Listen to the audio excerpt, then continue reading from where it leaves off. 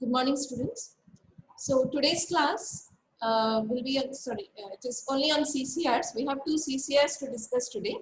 Then tomorrow will be your last two CCRs.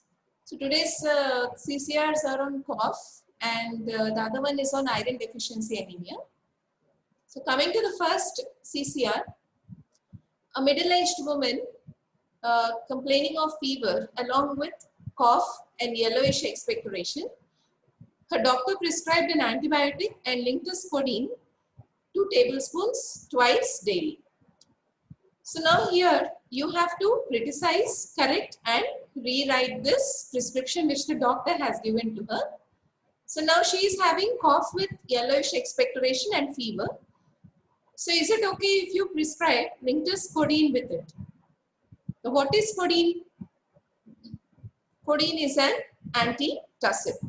See here, first what is cough? It's a protective reflex to remove mucus or any foreign body from the respiratory tract. So there is always an underlying cause. If you are getting cough, there is always an underlying cause. So then we have two types of coughs. One is productive, the other is non-productive cough.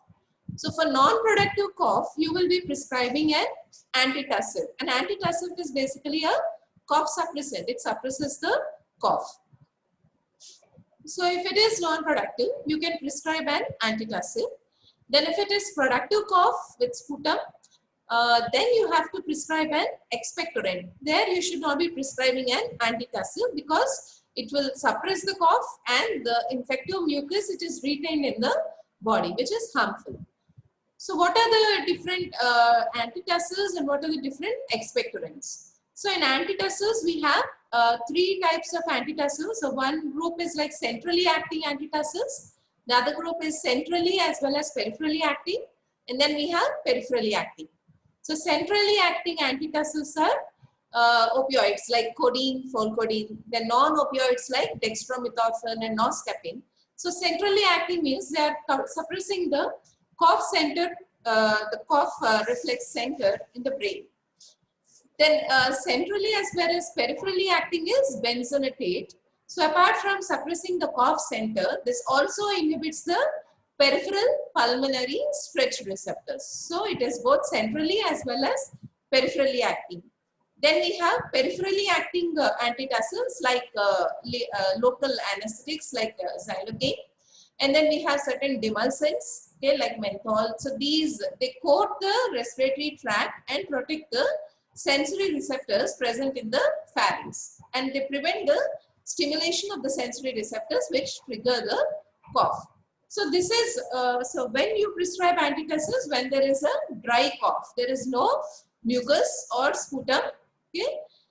Now here the person is having yellowish expectoration. So here you should be giving expectorants. So what are expectorants? So these are compounds which increase the secretion of the mucus and facilitate the removal by increasing the ciliary movement. Those we call as mucokinetic expectorants. So mucokinetic expectorants are those which increase the secretion of the mucus and increase the clearance by ciliary movement in the respiratory tract.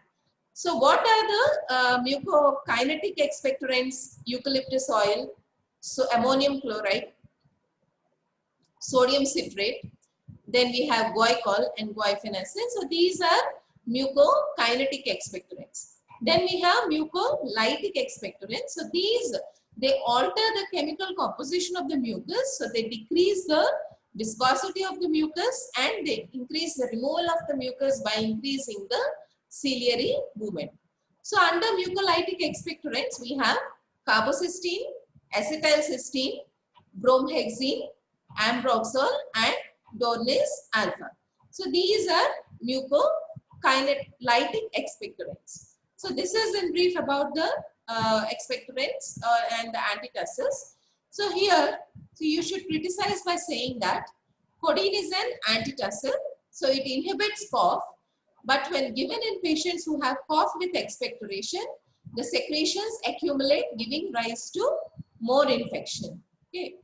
So codeine is given only in cases of dry cough where there is no expectoration. In this case, an expectorant is needed to enable easy expulsion of the secretions from the respiratory tract. So what you have to prescribe? The patient is suffering from fever and he is having an infection with cough. So all these you have to be giving them paracetamol to decrease the fever at 65 mg SOS. So when needed, you can ask them to take paracetamol. Then tab amoxicillin 500 mg plus clavulanic acid 125 mg BD for 5 days. So this comes with the trade name Augmentin. So here amoxicillin is a penicillin. So what is clavulanic acid? It is a beta lactamase inhibitor.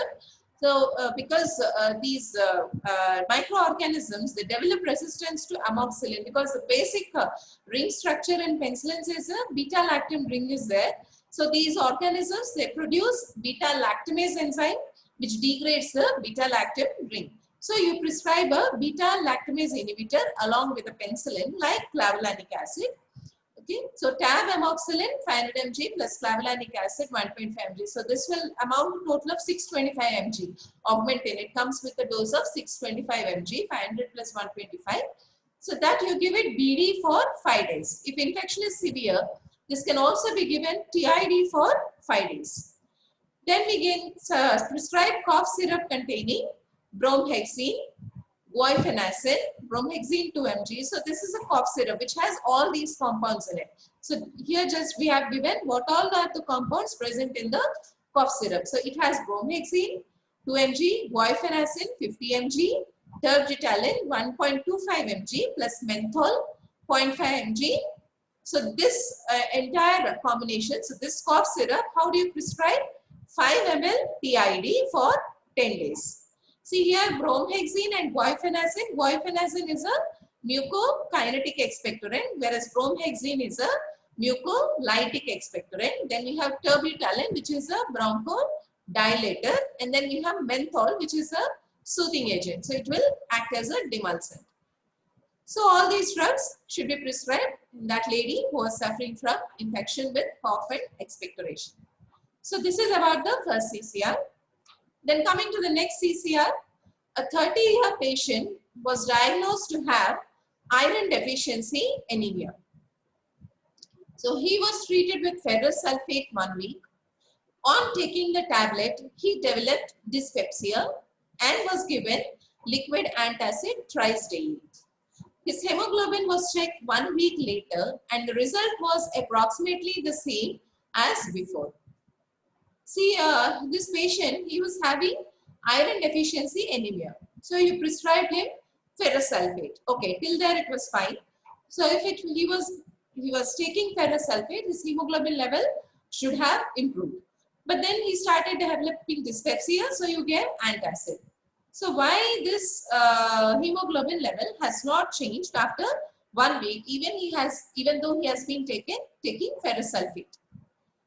So all of us, we are familiar with the fact that iron preparations, whenever we take oral iron preparations, there are gastric symptoms, like there is gastric irritation, nausea, vomiting, dyspepsia, then we have diarrhea. So there is severe gastric irritation for these iron formulations. So because that was there, antacid was prescribed. So antacid, what does it do? It decreases the absorption of iron. So it decreases the bioavailability of iron. So that's the reason his hemoglobin was the same. It didn't improve even after taking ferrous sulfate for 1 week. So then what you have to do? So you have to decrease the gastric irritation, but you cannot give an antacid. So you have to try giving a different formulation of iron and see whether the condition has improved, whether his dyspepsia has decreased. So prescribe a different formulation and see if it has improved, fine, he can continue with that. Otherwise, ask him to discontinue that and then you can give a parenteral preparation of iron. Okay, so antacids, they interfere with the absorption of iron from the intestine, leading to decreased bioavailability of iron. That is a pharmacokinetic drug interaction because the absorption is being decreased or the bioavailability is being decreased. So that is a pharmacokinetic drug interaction. So to avoid dyspepsia, ferrous fumarate or entry-coated iron preparations are preferred. and it is taken along with the meals so that the irritation will be minimal. So what are enteric coated preparations?